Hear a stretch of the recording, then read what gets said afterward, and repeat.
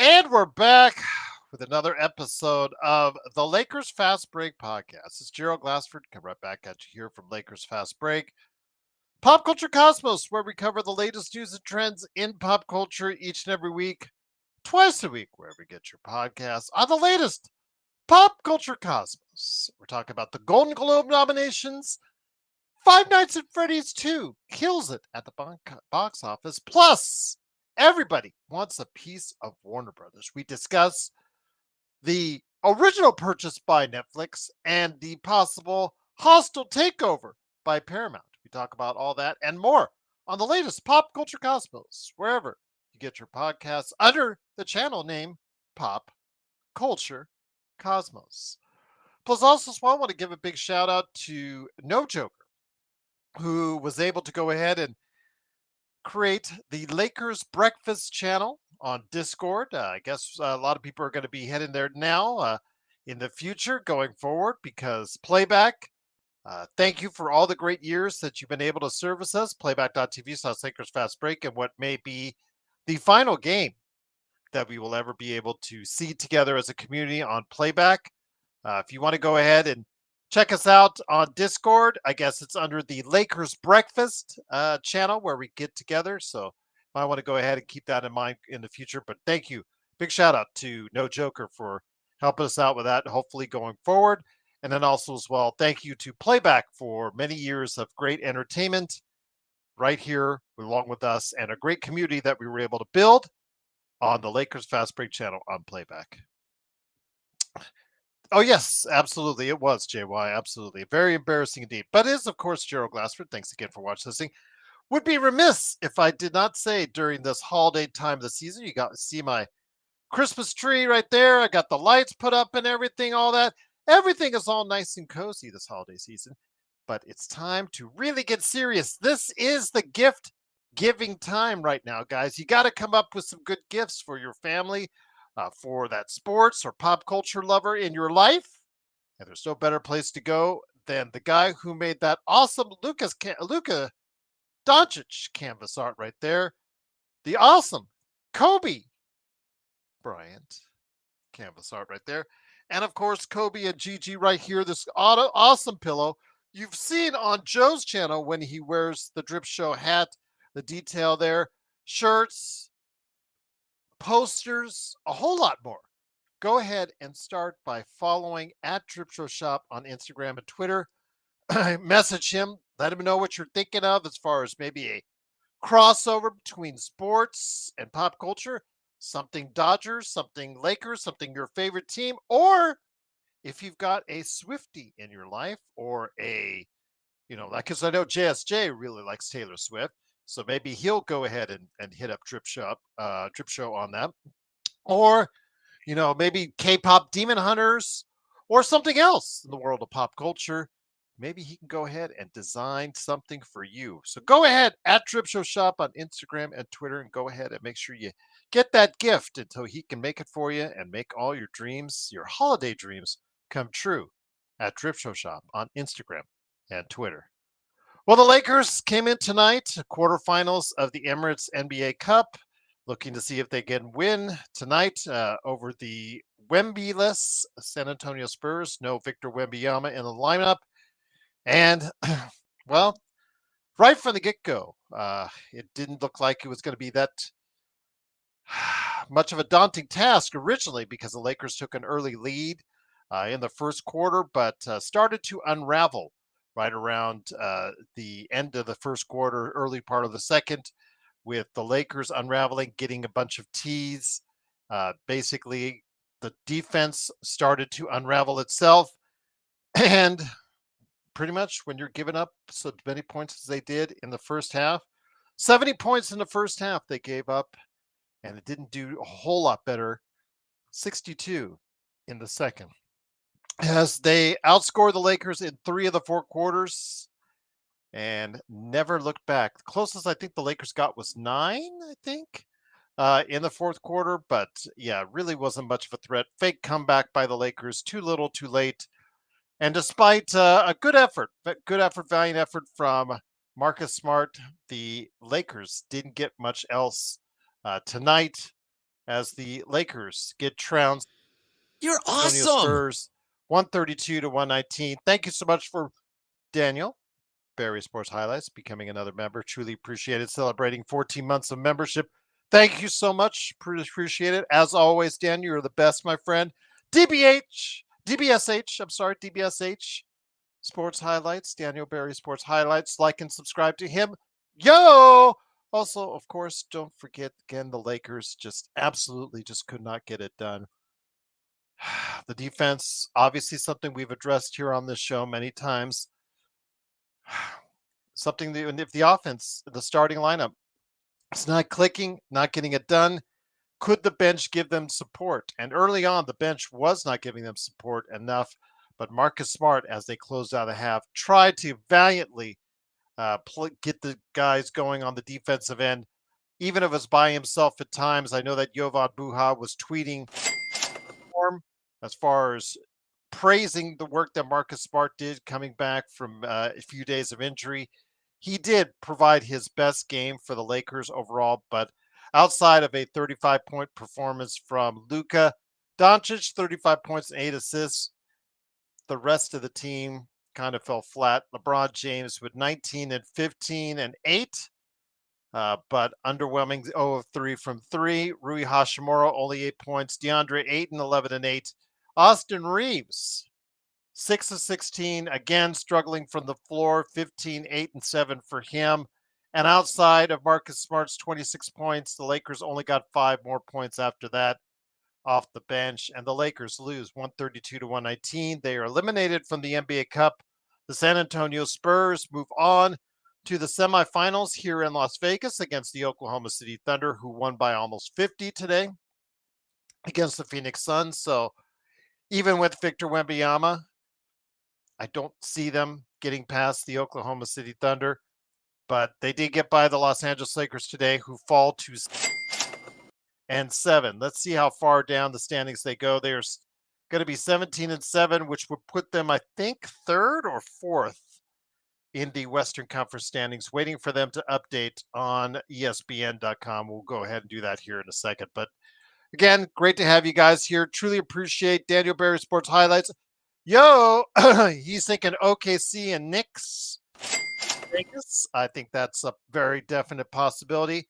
El Rosto, I appreciate him setting up the stream on Lakers Breakfast on, of course, Discord. I can't stand Discord, but for you guys, I did it. I was there part of it, and so was Joe. Joe insulting as always on Discord as well. But terrible game, and absolutely it was from the get-go on the defensive end for the Lakers, and obviously they couldn't execute all that well on the offensive end. But here today to go ahead and talk about today's game, good man indeed. It is, of course, the guy behind the Joe Soro experiment, no longer on playback because playback's going to bite the dust. But go ahead and check him out on YouTube. It is Joe Soro. Joe, good to have you here.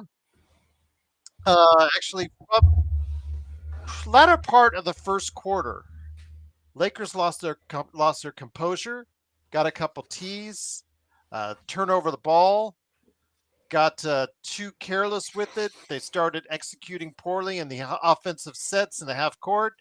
Their defense was never there, and that's a recipe for disaster in an NBA Cup game like this. Yeah, there was a few things that pretty much extended from beginning to end with slight lulls, but ultimately the defensive program was absolutely abysmal. I think Mitch Johnson outcoached JJ out of his shorts or whatever those pajamas that they wear now in the NBA as coaches. And then Austin, who's a catalyst to a lot of things to this team, didn't play too well. But I can't go all in on that too much because it wasn't just him who stunk on defense. Everyone stunk on defense. Oh, yeah. And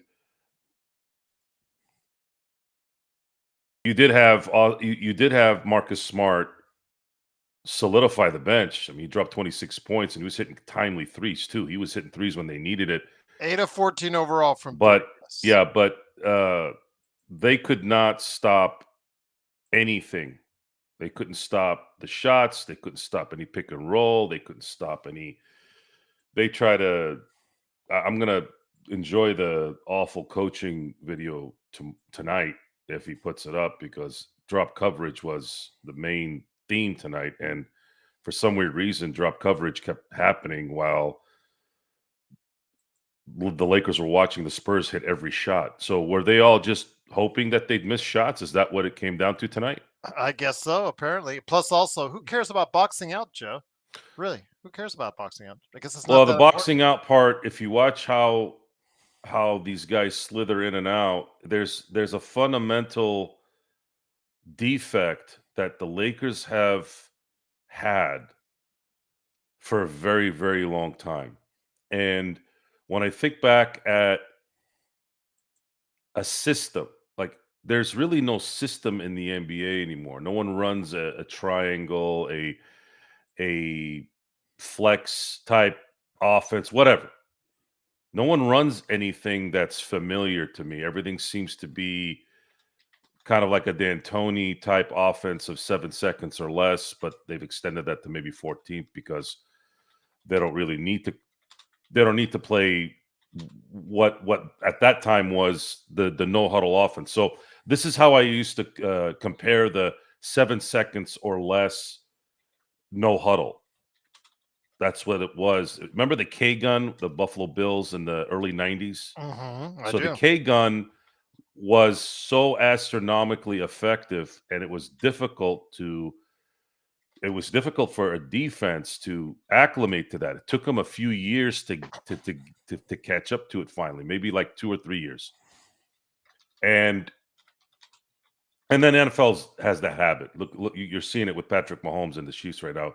The NFL's got the black book, the blue book, the red book on that. Now you just the Chiefs haven't adapted, and there's also a deficiency in offensive weapons too that hasn't helped, as well as fatigue. But the 7 seconds or less offense that we saw the D'Antoni offense have with Steve Nash has was like the beginning of what the NBA is now, which is run, run, run, shoot threes, run, run, shoot, shoot, shoot wherever you can, and just keep doing that. It's gone up to maybe 14 seconds now, but every team runs the same offense. The only way you neutralize it is you got to be able to play good man-on-man defense and be able to switch quick enough to combat good ball movement, good pick and roll, good athletes, star athletes. There's a lot of intricacies with that. But was tonight is really what an elite team or a playoff team is going to do to the Lakers when the chips matter. And I think it's better that the Lakers see this now so that they need to make a decision here on whether they want to compete all the way through this year, or understand that by the end of the year, they're going to be able to probably start restructuring this a little different. And that's just kind of where I'm at with this. There's been too many games like this. It's not a one-off. The second the Lakers play a team with elite athletes and athletes that get on a run shooting, they cannot come back. They have problems. They really, really have problems keeping up with those teams, especially if those teams play 4 quarters. So the Lakers are going to have to come. The organization's going to have to make that decision. Can they bring in talent before February's deadline? Do they want to do that? Do they think it's going to cost them too much? The answer is yes. When you do in-season trades, you're more apt to spend more assets. And is it worth it, Joe? Because in the other game, we saw Oklahoma City dismantle an above 500 team, a team that just beat last week the Lakers at the Crypto.com arena. They beat them by 49 points. Is it really worth it going all out to go ahead and try and make a trade that might put some patches on this team when if as long as SGA stays healthy, I think the OKC Thunder look like the team to beat. Well, I don't want to put too much on the credibility side for Rich Paul. A lot of the reasons why this team isn't competitive is because of his leadership. I'm surprised no one said that to him, by the way, because I would have said, well, if you wanted this to be competitive, maybe you should have told your boy not to take a $52 million $52 million deal. And I'm not saying that LeBron wasn't warranted that money, but if you're going to talk about roster construction and you're going to say this team is nowhere near a contender, you also want to talk to your other client, Anthony Davis, who unfortunately never took the mantle fully in the 6.5 years he was with the Lakers, other than for a small, brief year where they won the championship. And even then, it was more like four-fifths of the mantle. Was never all the way through. So I just find it interesting that the what is it? The pot calling the kettle black. I think when someone's yapping about something that's not going on correctly, I find it humorous that you're the asshole that had control over that a little bit. You're the one that had Jeannie and Rob on a string using LeBron as your asset. Okay, you want to be competitive. How about you take Tom Brady took discounts for years. For years. Because he knew, hey, if I'm going to take all this money, I'm never going to we're going to turn into the Kansas City Chiefs. What does Patrick Mahomes make? Like $60 million a year now? You know, the salary cap, if you're going to have two players on your team that take up a third of your salary cap, how are you going to field a complete team? You can't, especially in football.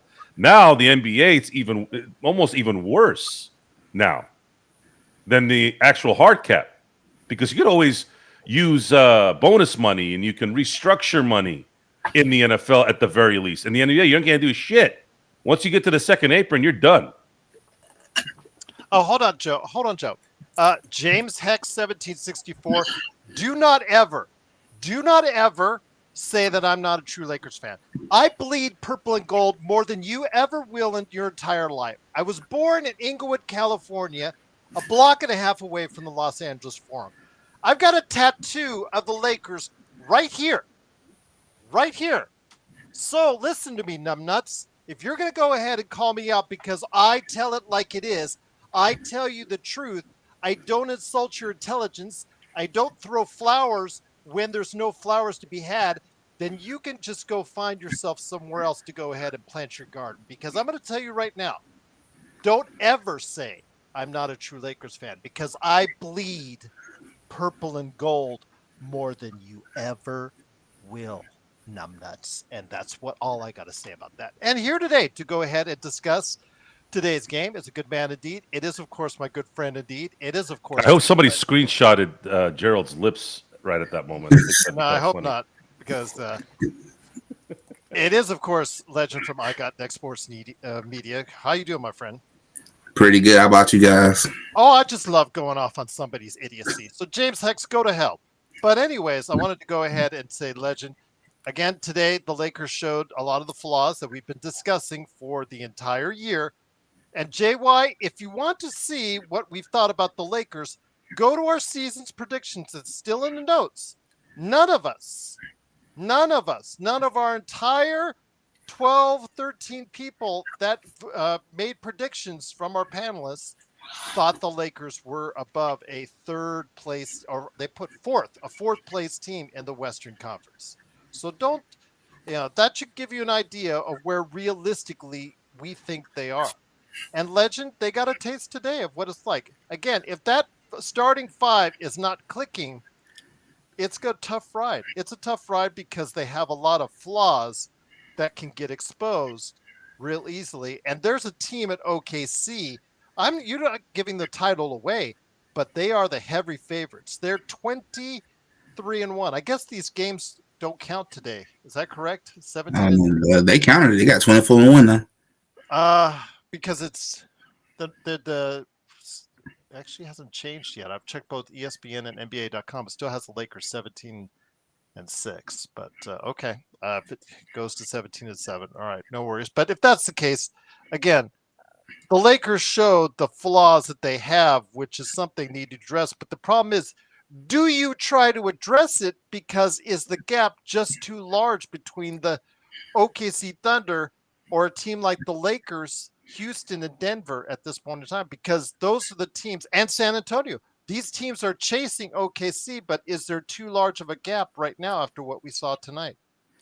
They got to do something. That tonight just showed that if you go against a young team that can run and gun and they athletic, yeah, you're probably gonna lose the game. It showed tonight. Them boys can't. It's just the truth. They can't guard it. They can't guard it like it was shown tonight.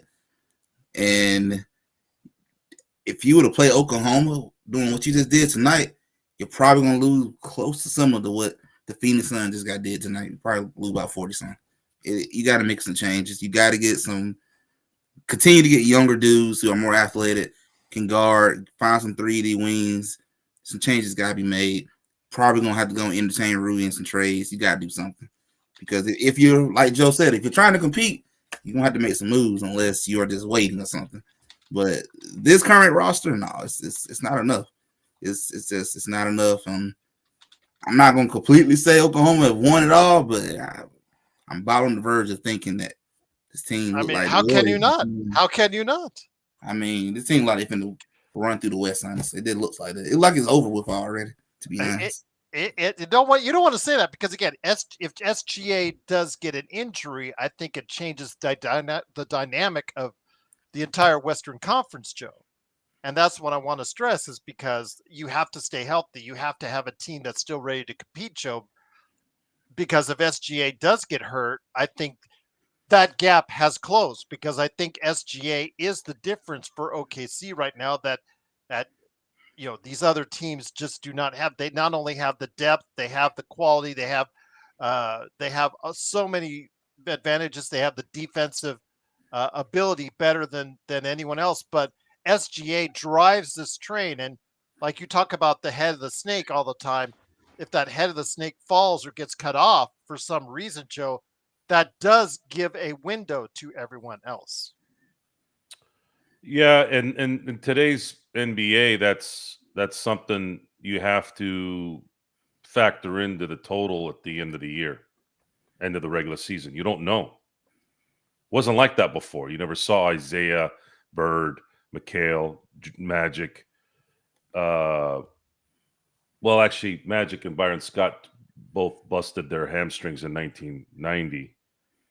I'm sorry, 1989 finals. That was rough. That was rough considering they were 11-0 in the West going into Detroit and trying to send the Cap away a champion. And Isaiah, I know, has been pretty vocal about that series. He's been pretty actually aggressive in terms of, I don't care if Magic and Byron Scott were hurt.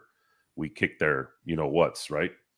And other than that, you just didn't see catastrophic injuries to big time players like Durant in 19 or Halliburton for his team last year. Or again, it's just it's a factor in this. So you have to play this out no matter what. But the question is going to be: is this team going to want to risk doing something and giving up possibly too much for nothing? And when we would discuss during the summer about the best course of action here, my instinct said the Lakers are likely going to have to slowly get this thing figured out. It's probably not going to be in a year. The only way it could happen is by some miracle, which there was some things going on here the last week with Giannis, that maybe there would be something there. But see, there's never been any indication that Giannis would ever come here. It's just not, that's never been there. There's never been one story or one hint that didn't come from some AI or some BS online. Go ahead, Gerald. And even if you wanted to, Joe, I know that Windhorst said that, earlier today, if Giannis wanted to come here, yeah, that's great and all. But if you're John Horst, who's the Milwaukee general manager, both you and Legend, I don't know, you could comment on this, Joe and Legend. If you're John Horst, the only thing the Lakers have as assets are expiring contracts which they would have to bundle for to get to that number, to get to Giannis' number, and one first round draft choice, Joe. Do you want to be the GM that gives up Giannis for only one first round draft choice, just like Nico did?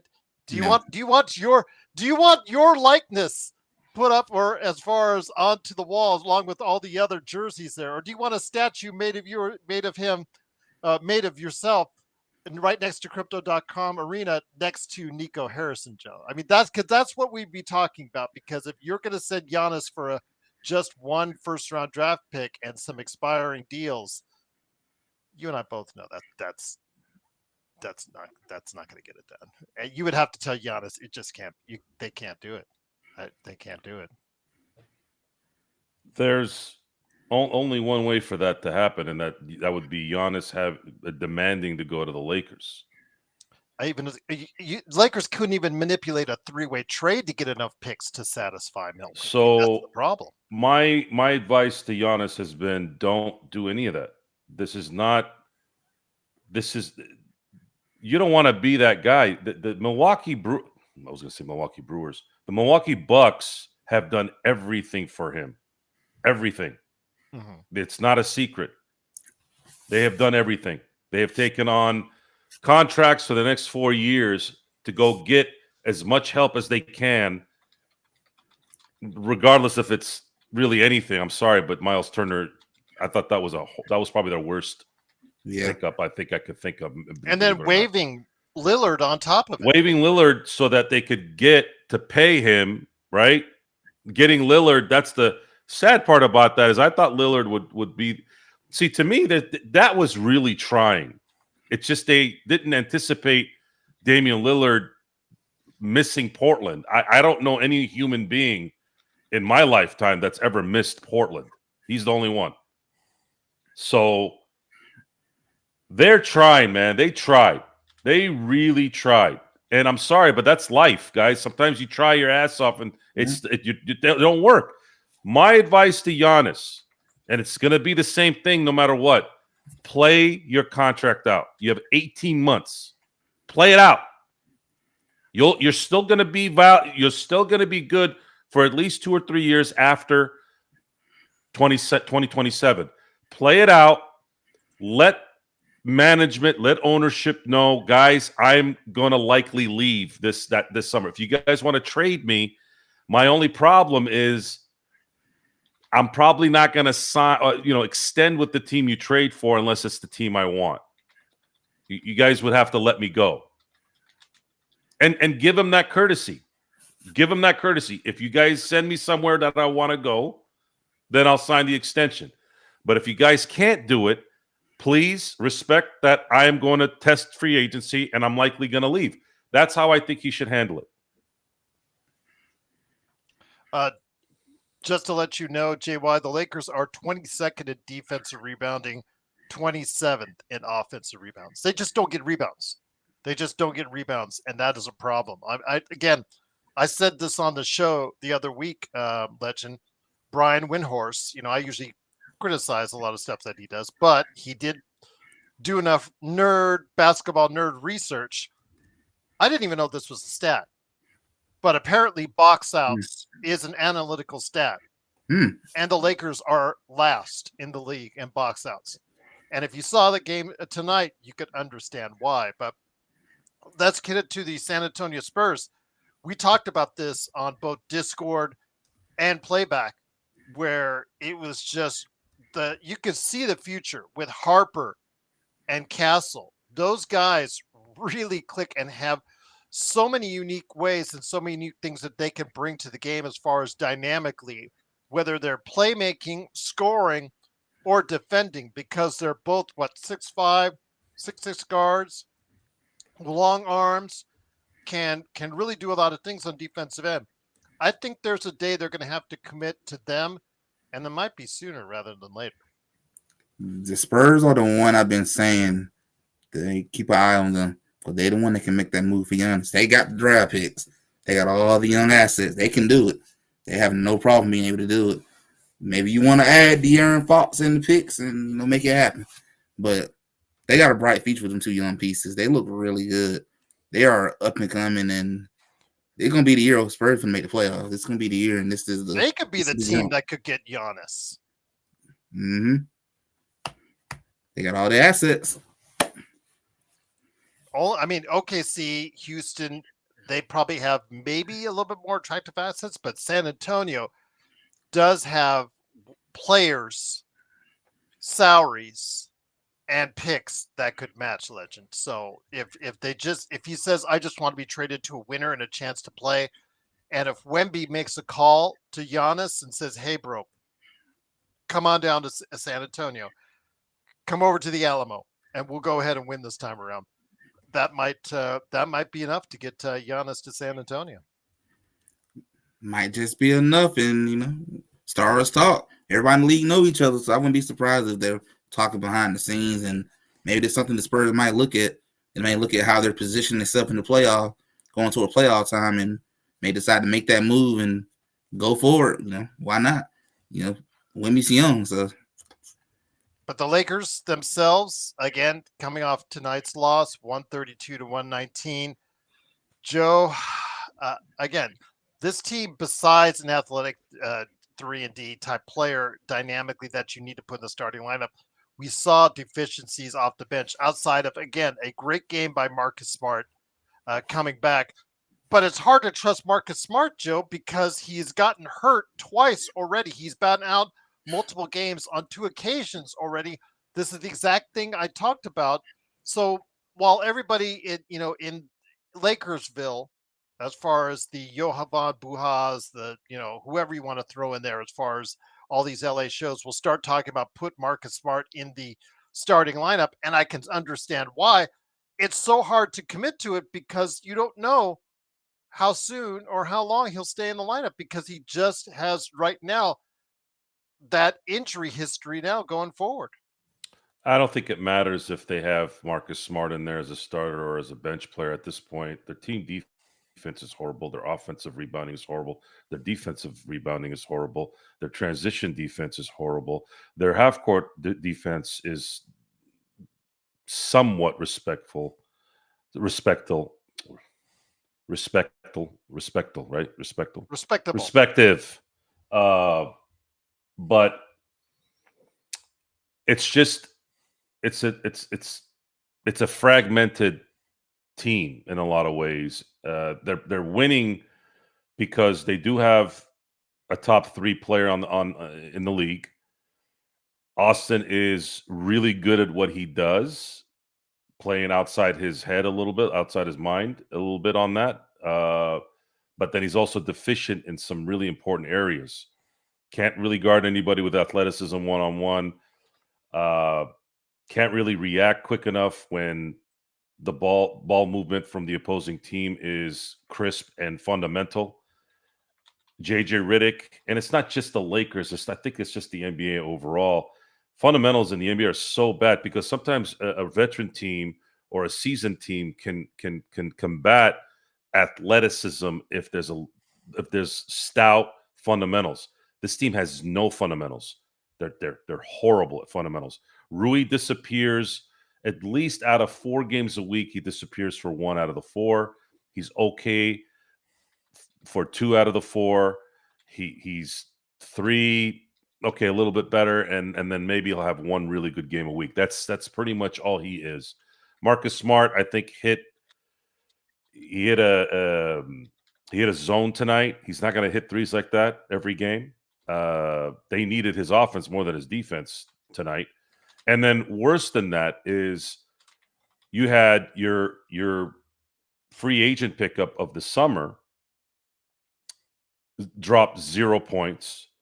You had your first round draft pick from 2 years ago, who should be getting better, only giving you 3 points, and that was in garbage time. So I don't really even consider that points. So he really gave you 0 points when it mattered. Then you have your backup center, who only gave you 2 points. You have Gabe Vincent, who every time I see his face, I want to put my head through the TV. He gave you dog shit nothing again. 0 points. You know, we used to call Steve Blake Bagel back in the day. You remember? Yes. This guy is not only a bagel, he is the jalapeno cheese bagel at the Brugger's place next to my house. This guy is absolutely useless. He is getting to Vanderbilt useless at this point. If they weren't so shot at guard with injuries with Smart and all that, and needing to make sure they have enough there to, spell Luka and spell a ball handling LeBron, I'd put him to the G League. Honest to God, him and Vando should just sit in the G League until they can figure out some miracle to trade those guys, or just I don't want to see those guys on the court. Bring in Nick Smith Jr. at this point. I'd rather see Nick Smith Jr. suck ass more than Gabe Vincent sucking ass. Pause, by the way. That really came out wrong. Tony, as much as we love you, Tony, and great you're on the show, I don't think you're going to get much love from Joe on Steve Blake. It's I don't know the solution other than getting better talent at this point. I'm not going to sit here and bang my head begging these guys to start playing fundamental basketball. It seems like no team out there is playing fundamental basketball anymore. Very, very few. Who can you say is? Is it easy to say it's Oklahoma City? Or is it that they're so talented and in tune with their team concept I'm going to say defensively, they do know their fundamentals. They're coached very well on the defensive end, and that showed tonight in that game against Phoenix. They rattled them from the very beginning, Joe. Yeah, that game was over at halftime. It's just not. It's they're gonna do well, guys. They're gonna probably win 50 games. They could get a third seed, maybe hit a stretch where they can maybe get to a second, because we don't know what Denver and Houston's going to end up being. And Denver has just as much an injury issue with that team as any other team out there. And then Houston, we don't know if they're going to be able to continue what they're doing. We don't know. I don't know. I don't know. It's too early. But the issue with the Lakers right now is the decisions that they're gonna have to figure out before February. Do they want to go in all in this year? If they do, it's going to be difficult to even do that. They'd have to get someone to help them out a lot. A third team, the team that they're training some kind of talent for. And I don't know. I don't see anything out there, guys. I don't think New Orleans is going to help them with Herb Jones or Trey Murphy or any of that. I don't see why those guys would trade any of that talent without getting the assets that they want, and those are assets that the Lakers do not have. The Lakers, let me just put it this way. The Lakers have really nothing to give. As good as Austin's been, he's not going to fetch you anything of relevance. Well, they can't because of his salary. Because you're going to have to pay him $35 million a year. The market is likely going to give him 35 a year. Well, I meant his salary now, Joe. His salary now, it's hard to do for any player or players because of what he makes now. You have to bundle him with someone. Right. So, but my thing is, are these guys going to trade anything of relevance for a guy who's only going to be there for 4 or 5 months? No. Are they going to want to pay that guy 35 a year? And if you're an outside, if he doesn't have, if you don't have his bird rights, right? You'd have his bird rights if you trade for him. But what I'm saying is, do you want to pay him 5 years, 35 per?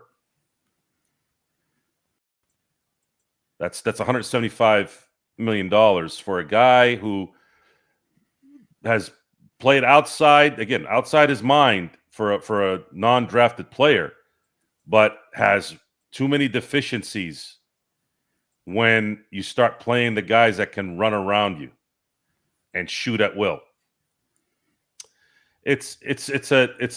we're gonna have to go with this game by game. I have no idea how this is gonna develop. And if LeBron James is not the number one, I'm sorry, he's not the second best player on this team's not gonna win it anyways. Doesn't matter who you bring in. Even if you bring in a Herb Jones or a Trey Murphy, it doesn't matter. Is LeBron going to be the second best player? And possibly you need him to be the 1A actually to compete for a championship. It's just not likely. He played 36 minutes tonight. Was great on the boards, but he can't play that much. You're gonna cause a problem down the road. He's gonna run out of gas again. He's ran out of gas the last 2 years. So it's and this layoff, by the way, is going to be a problem. Don't be surprised if they get blown out by Utah next Wednesday. They play Phoenix on Sunday, Joe. They do? They do. Because Phoenix got eliminated tonight. That's the cup deal. Oh, okay. I got you. So the official word, because again, NBA and ESPN.com did not update their standings yet, but like was mentioned in the chat, Google did. The Lakers have fallen to fourth place in the Western Conference at 17 and 7. They play Phoenix on Sunday. Got it. I just got the update. Okay, thank you. Yeah, so I just want to let you know. But Legend, let me bring it back in here once again. It is the Lakers losing 132 to 119. It is. I don't hate Reeves, guys. Jesus Christ. They don't get it. Look, just because I love Kobe and MJ doesn't mean I gotta hate on Luka. You guys are stupid, man. No, it's this guy. I don't hate Reeves, but did you see how he played today? You go watch. Hold on, Joe. Hold on. This guy was gone. He was gone for a while. He comes back, and he clearly still doesn't know basketball. And spell his name right, for God's sakes. It's R-E-A, not R-E-E. It's not Christopher Reeves. Whoa, it's Reeves with an A. Spell it fucking right if you're going to say something. I don't hate Reeves, you assholes. I don't hate him. He doesn't play defense. He was lost all game. What do you want me to do? I didn't make him do that. He did it. Go look. Go look at the game. Go watch. He couldn't guard anybody. Fox was running around like no one was there. If you're off a game here and there, fine. But this is not the first time they've lost like this. They keep losing like this to elite athletes who can shoot. It's not rocket science. It's been a problem for 2 fucking years. This isn't a 25, 26 problem either. Watch the games. We've watched every fucking game the last God knows how long. It's not like I'm making shit up. Understand what we're saying, because you're going to learn something. This isn't ESPN and First Take where they act like they know what they saw. Okay, those guys are entertainers. They're getting paid to basically tell you a bunch of bullshit with no substance so that you can giggle and laugh when they say a joke.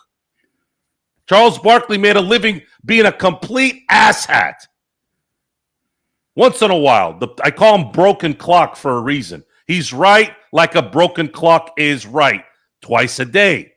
But other than that, motherfucker doesn't even watch the fucking games. He even said it on TV how many times? They're there so that you guys can giggle and learn nothing.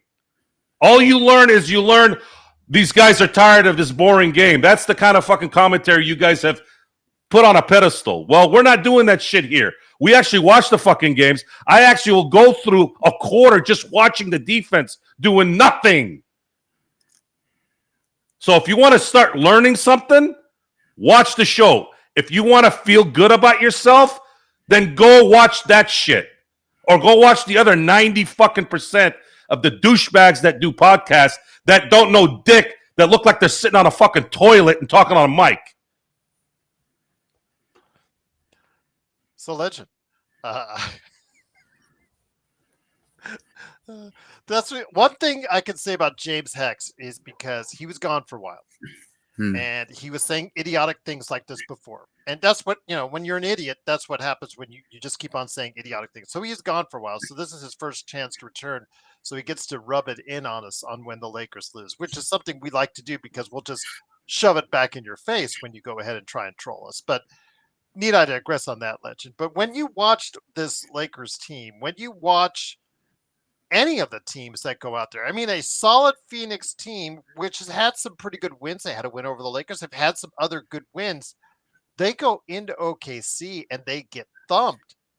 And then you see what the rest of the league is doing at this point in time. Denver's been struggling because they had two guys out. Houston, they've been pretty good, but they're still trying to work things out without without Van Vliet to steady the ship or whatnot. It's still it's right now, as long as SGA is the key. As SGA is upright, if SGA is still doing SGA things, it's just right now for the NBA Cup, I don't see anyone getting by that. But when you see that out there, when you see them destroying and dismantling a Phoenix team tonight from the get-go, even if the Lakers would have won tonight, even if San Antonio goes in there and to Las Vegas, which they will be, it just doesn't seem like anyone right now can match up with the confidence that OKC is playing with right now. Yeah, they're playing with a lot of confidence, and it would have been tough no matter who came out this game. It's going to be tough going down to face that Oklahoma City Thunder's team. I think it's the first time in a long time I've seen a team that come off a championship and just staying focused and ain't having a hangover. And that's impressive about that team. And it's just going to be hard either way. That's like you said, Gerald, that's a good Suns team. That's better than a lot of us expected. I didn't expect the Suns to be this good, but they don't have a lot of good wins and just got mollywopped by the Oklahoma City Thunder. So SGA, long he stay healthy, they're gonna be rolling. Same with J-Dub, same with Chet. And one thing I will say about that squad is a lot of their players gonna stay healthy when you don't have to play the fourth quarter like that. So that's gonna help out a lot, but it's gonna be tough for the Spurs when they face them. It's gonna be tough. You're gonna need a whole lot more what you did tonight, and maybe a little bit more. You're gonna need it to win beyond to beat that team to have a shot at least. Brad Stevens, I'll let you read it. Go ahead, you read SGA stats. Okay, we know they're good. I said on the NBA observations already who the MVP as of now. He's differentiated himself in the past couple of weeks, and obviously their gaudy record, Joe, backs that up. So we know this already. Yes, we know he's close to a point a minute. Although that actually got defeated a little bit tonight, or I don't know how many minutes 28 minutes because he scored 28 points. So maybe that even actually improved tonight. But it's still, we know what he's doing. We know how well he's playing. But look who's here now. Good man. First off, I hope you're doing better, my friend. I am. Just slight shoulder pain, slide neck pain, but besides that, we here, man. We here. Sad to be here on the Lakers loss, though. That's okay. I'm just glad to see you, my friend. It is John Costa from Lakers Corner. Appreciate you, the crowd has been feisty, looking for answers. I'll put it to you like this. This asshole's really saying MJ numbers? Yeah. What's going on? What's MJ going numbers. On here, because he's dropping 32, right? Well, I think the key is the point. How many players in the history of the NBA, other than Oscar, that mattered, by the way, not Russell Westbrook shit. Okay. Look, you're gonna sit there and you're gonna tell me a player that's dropping 35, 9, and 9 isn't doing astronomical things that never's happened before?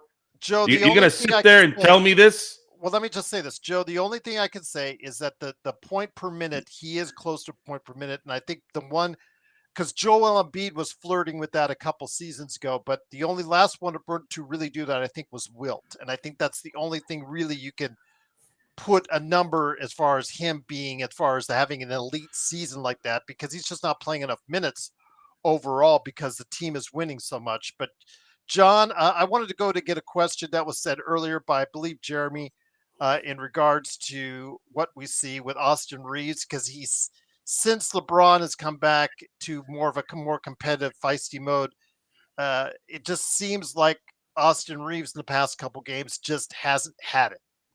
He struggled in both of these games. Of course, athletic guards going against him. He obviously has an issue with that from time to time. That's what we've seen. but is it something more? Is it something where he's just not able to find consistency when the other two guys are there trying to find theirs as well? Yeah, I think it's tough, man. I think it's really tough to find consistency on a team like this for Austin Reeves, right? Because, and I've talked about this many times on my Lakers Corner page, where I talk about how, like, I love the fact that Austin Reeves, he can go from when Luka's there, and Austin Reeves plays more off ball, he can give you that, 23, 25, and 7. But then when Luka's not there, and Luka's gone for whatever reason, Austin Reeves can step up and give you, as we've seen, the 44-point games, the 50-point games, the 1A performance, and like the guy type performance. But he's also able to go and give those role player type like performance. But the thing is, for a player like Austin Reeves, that is a really hard place to be on a night-to-night basis, man. That is a really, really hard place to be on a night-to-night basis, because you don't know what the team needs from you at that night. You don't know if they need you to come out and be extremely aggressive, like how you are when Luka and LeBron are not out there, or you don't know if the team needs you to play a little bit more off ball. That's why I think it's a real hard. I think it's a real hard situation there for Austin Reeves to be in, to be honest with you, because he's got to walk that fine line, and he's got to be real aggressive on some nights, and other nights he has to just play more off ball, and that's a tough role to play in this league, man. In this league, you have to know your role coming into every single night. I know for a fact, actually, when that terrible Darvin Warm Hands Ham coach was our coach, all the players talked about the number one thing. They said, the number one reason why we don't like this guy is because from night to night basis, we don't know what our role is. We don't know what we're supposed to do. We don't know what it's expected from us on a night to night basis. And I think that's kind of where Reeves is right now, man. I think that on some nights he has to be the lead guy. On other nights he has to be a third fiddle, second fiddle at times. And that's a hard spot for a player to be, man. That's a hard spot for a player to be, but I'm not giving up on Austin Reeves, and I hope everybody else hasn't either over one game. Or two. The past two he's struggled. But you're right. Absolutely, Season, but he's still, looked really, really good. I think he's built up the equity to where he can have a bad 2 games and we don't just give up on him. At least me, in my opinion. It's not about giving up on him. There's a clear problem when it matters most, where it matters most with his game, that will get exploited over and over again until this team either reinforces its talent or there needs to be a change with him. And I'm not for the latter. I'm for the former, because I do believe in continuity. I do believe that as a fan of a homegrown player that's developing something, I'd like to nourish that. But the Lakers haven't been known to do that. I think the nourishment has really been only really Elgin Baylor, Jerry West. After that, it's always been, screw it, let's go get Kareem, let's go get Wilt, let's go get Shaq, let's go get Pau Gasol, let's go get Anthony Davis. So I'm not too concerned right now, and I haven't been since the summer, that they've outplayed their talent in terms of their record. They're 17. They've outplayed the analytics of what the analytics was. Right, there. But the problem there is, how long will it last? We're now over a quarter of the way in. You still have almost 3 quarters left.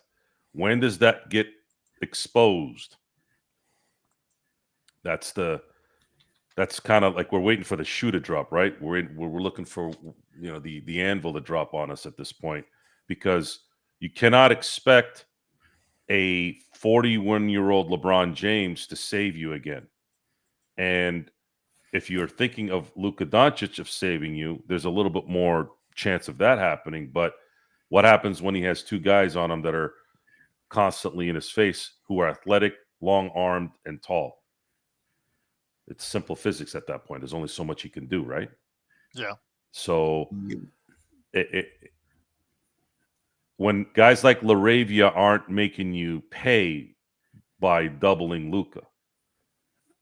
When guys like Gabe Vincent continue over and over and over again to miss wide open threes, you're going to be in a bad spot. It's just, and then you have Rui, who doesn't really show up for 2 games out of every week. And then you have Austin Reeves, who can give you some offensive power. Did you guys notice that Austin didn't get to the basket much today? Why do you think that was? I'm telling you, I think it's that exact reason I was saying. He goes from one game where he's asked to be ultra aggressive, and the next game he's asked to be like a second or third fiddle. You think he's being asked, or is that what the defense is doing to him?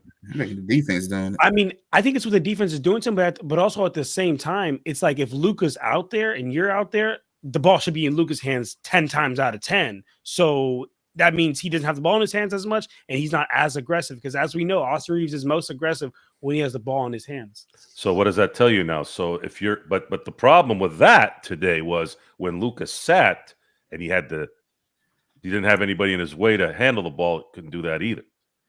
It wasn't just that. You know, Johnson outcoached JJ I mean, this was as bad a coaching game as I've seen JJ have this year. He did not have an answer for anything. And he had one bad game. I think you guys are sitting in some kind of box somewhere and not watching everything. We've watched all 24 games, guys. You can't come with that shit with us. I've seen literally every game. I've seen every quarter, actually. So, and this is not the first time I've seen him get taken out of a game. Oh, I will say this. Tonight was the worst effort I've seen him have. He looked like he didn't give a shit about defense tonight. And you know what that is? That's frustration.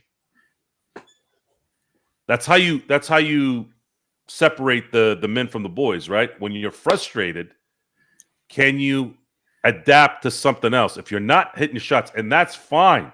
That happens. That's a old cliche thing. Hey, when your shot isn't dropping, do everything else. Your defense never goes away. Your fundamentals never go away. Your shot can go off sometimes, but make up for it in other areas. And he doesn't do that. Once you take him out of his comfort zone, he's toast. You can't do that.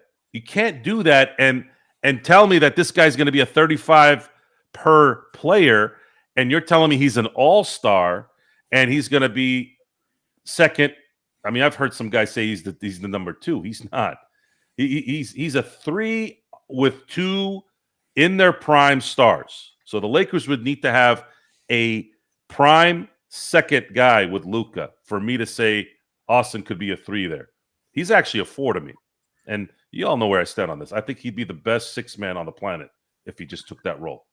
100% agree. Because he can run rib shot on all of the backups in the second quarter and fourth quarters. Have it all placed out nice for everybody. And if he's in the zone, let him finish the game. Let him be your closeout lineup. Hey, I'm not saying that that's not good, but his best position for championship wins. I want you guys to hear me when I say this. Championships is all I give a shit about. I'm a Laker fan. I've seen 6 of them this century. Last 25 years, 6. Yes, I'm greedy. Yes, I want more. And when you're not winning the championship with LeBron making 50 mil, with Luka making 50 mil, what do you want me to say next? What do you want me to say? You want me to sit there? Oh, gosh. Darn. We'll get him next year. It's a loser's mentality, Joe. No. Sorry. I'm not going to do that. If this was Brandon Ingram, if it was D'Angelo Russell, if it was Julius Randle coming up in 17, 18, and they're trying to build something, yeah. Hey, we got to let this ride, guys. We got to let this thing figure it out. We got to let them figure it out because guess what? Shit, we're running in. Hey, it's the era of the Warriors. We gotta ride this until these assholes leave. I've seen that how many times? You don't think I knew that Laker team, the Lake Show, by the way, the Lake Show was created by the the gap between Magic and Kobe and Shaq, right? That was the Lake Show, the Van Exels, the Terry Teagles, the Vladdies, the Eldon Campbells, God rest his soul. Those guys were the Lake Show. That's where that name came from, right? You don't think Laker fans knew that those guys were never going to win a championship? Of course we knew. But we still enjoyed it, and we were hoping, hey, Eddie Jones is developing. Nick Van Exel is developing. Vladdy's coming into his own at that time. Eldon Campbell was the most frustrating one because I felt like he could play better, but he didn't. So you got all these pieces, and they're winning these games because of sheer just because it's Laker mentality, right? The Laker culture was always, hey, we're going to squeeze every piece of talent on that no matter what it is, and we're going to get it. And they were beating Seattle when they were in their prime. They took the MVP, David Robinson, to 6 when they had no business even winning one playoff game in that series. We still appreciate it. We understood the process. There is no process here. You're paying 2 guys $50 million plus a year. That's 2/3 of your damn salary cap. And then you got Rich Paul sitting there with his dick in his hand saying, oh, well, this team is not a competitive team. Well, no shit, because your clients are taking max money when they're not putting max fucking play in.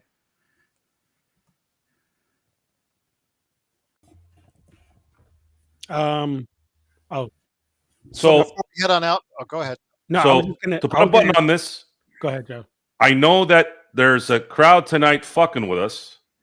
So I'm not going to really answer any of it. At some point, it starts to get stupid now. Joe, So just you go ahead and say whatever you want. The comedy act was done. Now your kind of played out narrative is kind of boring now.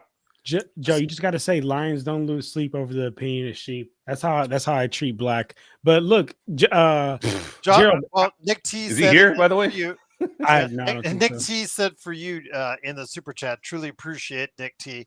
Yeah. John, LeBron didn't play in Atlanta, and Reeves still got smoked. Without the free throws, Reeves is an average player. Okay, good. Love that you brought up that point, brother. Okay, so let's go ahead and look at the Dallas game when Austin Reeves scored 38 points on 9 free throws, or we could look at the Clippers game when Austin Reeves scored 31 points on 7 free throws, or the Utah game 22 on 8 free throws.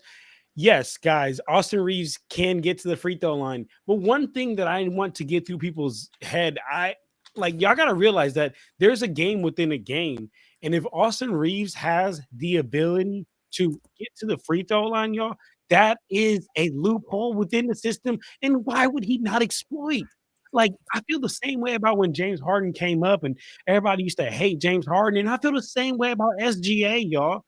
Look, it's a loophole within the system. This is a game. And if I can get some free throws, like, ain't no defense, like, I get to breathe and just take a free shot just because I can find a little loophole within the system, man, why would I not do that?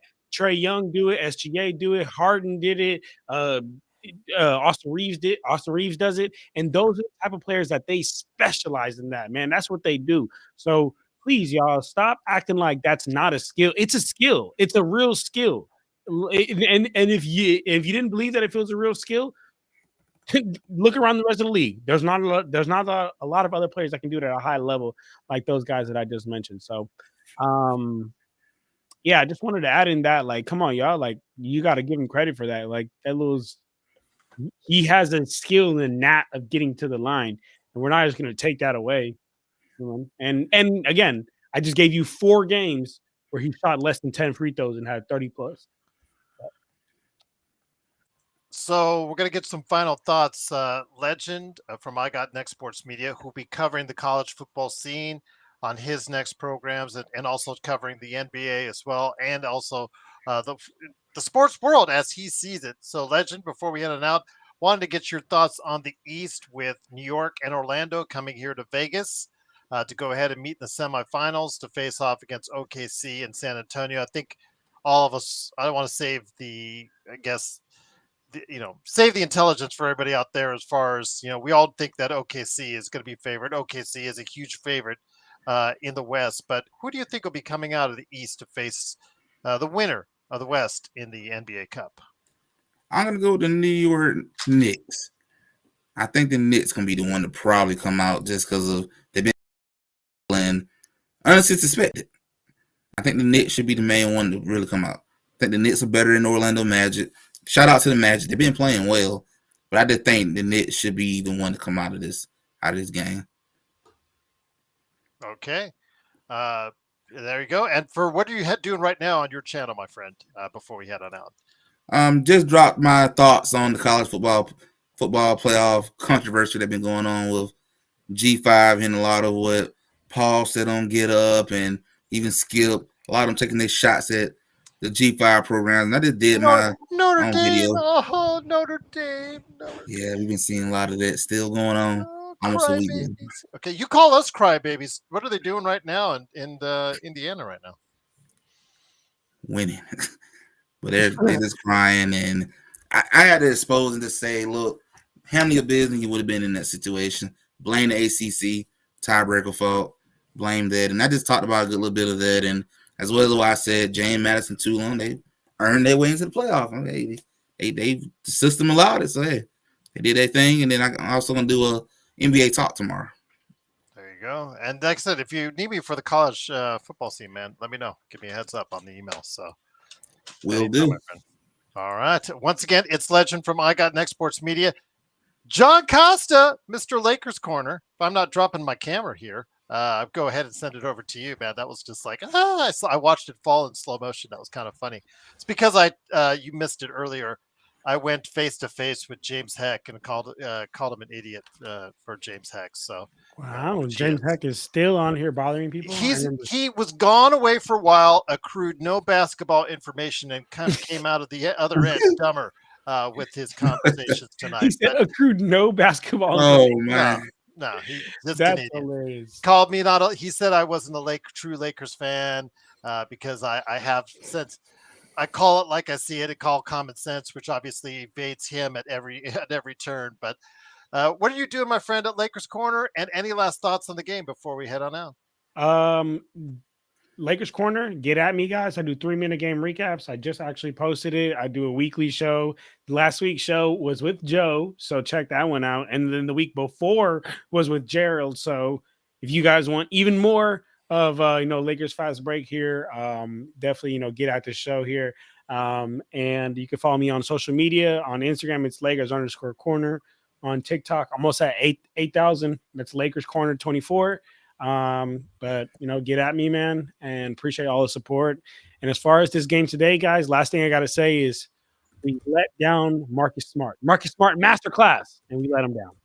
Yeah, absolutely. But again, how much can you trust him? Because I mean, I'm just playing. I wouldn't put. Well, no, you're going to hear that, but that's what I said earlier before you came on. They said you're going to hear a lot of, let's put Marcus Smart here. Let's do this for Marcus Smart. Let's do this. And the thing is, yes, he could give you these type of games every once in a while, but the problem is he just can't. He's not been able to stay on the floor. How can you trust him? Come on. Your best ability is availability, Gerald. That's absolutely, my last thing. indeed. Got to be available. Absolutely, but we don't know for how much longer. So we'll see. We'll see what happens with Marcus Smart. But I know you'll be hearing much more praise and analytics thrown his way. And he's played well. He played his best game as a Laker tonight, and absolutely, I hope it continues and he stays healthy on the floor. So wait and see. But Joe, you get the last word, my friend. Joe Soro Experiment on YouTube. He had a good crowd last night for his show. Go ahead and check it out on the rerun because he got to go deep into the NFL. Plus, also, he had a Pittsburgh Steelers show as well in recent times. So go ahead and check that out as well. Mike Tomlin. He never gets any love from Joe, but it's well deserved on the Mike Tomlin end. But any last thoughts on the way out, my friend? It's been a good couple days. It's an interesting world we live in. You have sewer rats who come out of the depths of all the cracks in the world, right? You come in here and you try to tell people what's going on during a game that has not, and that right away there's an assumption that you have some kind of an agenda, even though you tell them the evidence. So people are going to believe what they want to believe. That's what that is. Because they're wretched, stupid, fucking morons. That's just what it is. My aggressiveness towards people in general is because of that. Now, I've been fortunate that I'm I think I can. I've been able to handle it because in a lot of ways I'm sick myself because I enjoy it. But that's just what it is, right? But it's interesting. Edwin Diaz signs with the Dodgers. Mind you, this is what happened. This isn't made up. I don't hear shit for 3 weeks. Nothing. The second the Dodgers make a move, the second the news comes out, and it's legit news that this guy decided, I want to be a Dodger. I don't want to be a Met anymore. And then now it's, well, they're buying everybody. They're buying everybody. Okay. That's what they're doing. Good. I want you to stick it up your pipe and your ass and watch a three-peat coming. Come on. And I'm going to sit and I'm going to smoke a stogie, put my feet up, have a nice rum and Coke, and just laugh. Does smoke a J instead of a stogie. I don't like might make you I don't like the J. Man, but the stogie is just so I'm going to be honest with you, man. Those Dare commercials worked for me. Whenever I saw, Oh, see, man. here, I'm going to give you guys an The example. eggs, Okay, hold on. Eggs. I gotta egg say one. this. I gotta say this because it's the truth. Okay, I grew up in a dairy town. Okay, it was basically a bunch of dairy boys, right? So our Dare commercials were all a bunch of stoners. It wasn't Snoop smoking a stogie and making it look cool. It was a bunch of freaking trashy looking dairy rejects, right? No, the I'm like, I ain't gonna look. I am not gonna look like that. I will never look like that. And then when I saw Dean Martin and the Rat Pack smoking a stogie, and now they smoke cigarettes, which obviously I hated, but they would smoke a cigar. Somebody would smoke a cigar and have a scotch, and I'm like, man, that looks cool. I want to do that. So image for me when it comes to stuff like that does play a factor. I am manipulated into that. Okay. But then again, I do drink certain drinks and it tastes good. Back in the day, I was like, how do people drink alcohol? It tastes like shit. And then when the first few times I smoked a cigar, I was like, God damn, this sucks. Makes my mouth literally tastes like shit. But then I realized there's better cigars out there. That's how I feel with drinking. Like smoking a J also has something to do with this. And this is very important and it's still important. I knew I would have a family down the road. I knew I'd have children. And I wanted to be the guy that said, I didn't really. Now I've smoked 3 times. One was I thought my friend wasn't going to do it, and he did it. He said, "Oh, if you do it, I'll do it." I was like, "No. I had to do it at that point." The other 2 were celebratory moments with a good friend of mine who ran a dispensary, and that was it, man. I just didn't get anything out of that. A cigar while you smoke a J, I'm down with it. Whatever you want. Come on, man. Yeah. I live in Las Vegas. I've been to enough parties. Look, see, MLB is rigged. So there you go. This is what I'm talking about. I've been to Disneyland enough times. Yeah, I'm good on this. This is what I'm talking about. Well, the problem with Disneyland is Disneyland, you'll have enough J there for all. You can just. The problem with Disneyland is if you're not a vet, you gotta take flu shots, vaccine shots, so that you don't catch everything. That shit is crazy. But that Disneyland is land on a cruise ship. Everything you ever notice? Anytime anybody goes on a cruise ship, they always get syphilis and it's even happier now. Scabies and all these freaking diseases. Weed has got more popular. It's even happier now, and I'll just leave it at that. But go to Utopia. Yeah, Utopia. That's the place. Guys, I did own a dispensary once. Yeah, I know you did. Yes, I did own a dispensary. It was for 4 months. You said that on the show. I will say this. I learned more in the almost 2 years being around that world about business than I had learned anything in school or anything around it.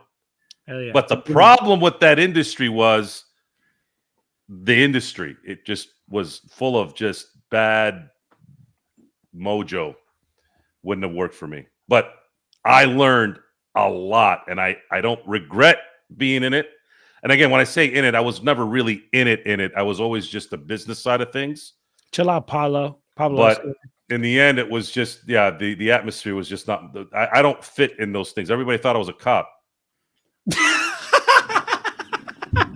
Joe, I could so see you being an undercover cop. Oh, Everybody- man. I would was think like, so too, Joe. who's If I this went guy? to go buy some wouldn't be candy too off much you, undercover, and you, no. Yeah. dude, It was getting exhausting. I'm like, dude, I'm not a cop. I haven't even been in the military to be a cop. I haven't even at that time. I didn't even have a gun. Well, we got to head on out, guys. Again, the Lakers lose 132 to 119. They're fourth place in the West, 17-7. Their next game is on Sunday. No longer on playback because playback. Adios, Damn. playback. You're gone for good. Thank Where are you. you guys Good watching? run. Just wondering. What? Where are you Oh, guys don't watching? worry. We're gonna invite you to our spot in Discord. It's a Discord. Oh, We'll please send do. you. We'll get you. Yeah. Get It was you- good tonight. It was good today, guys. So if get you guys a want to roll legend. through, roll Yeah, through. We'll get you. I just legend. hopped into Discord. Yeah, send it to me. I still Trust me, back on- this one was better than what you guys are used to. I went back on Discord tonight. I still hate the interface. Interface is absolutely just terrible. But we'll get you the info, Legend and John.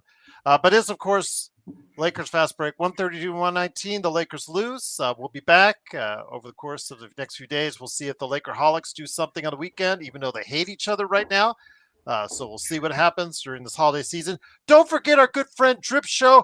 Your holiday gifts from Drip Show at Drip Show Shop on Instagram or Twitter.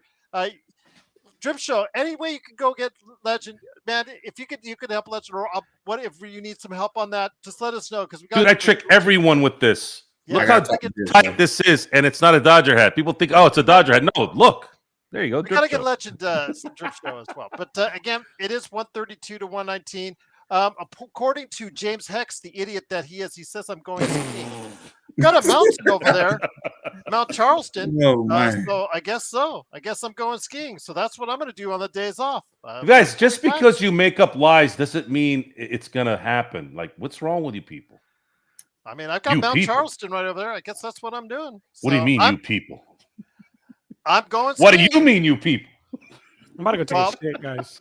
Well, I'll tell you what. Happy holidays to everyone. There, We'll see you in the next few days. gonna leave, too. We'll go ahead and come back with some NBA observations or something like that. No, We will okay. go ahead and make up for the time lost because the Lakers' next game is on Sunday, and we'll keep you in touch with what's going on with the NBA Cup and more right here on the Lakers Fast Break podcast. Rest in peace. By the way, Tex, Damn, Joe. Tex, Oh, James Hex, yes, same here. and all you other assholes.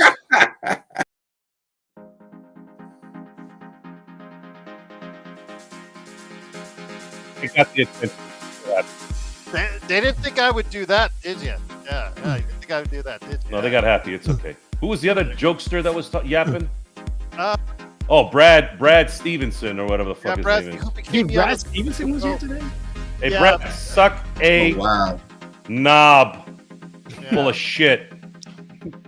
Yeah. Go sit on a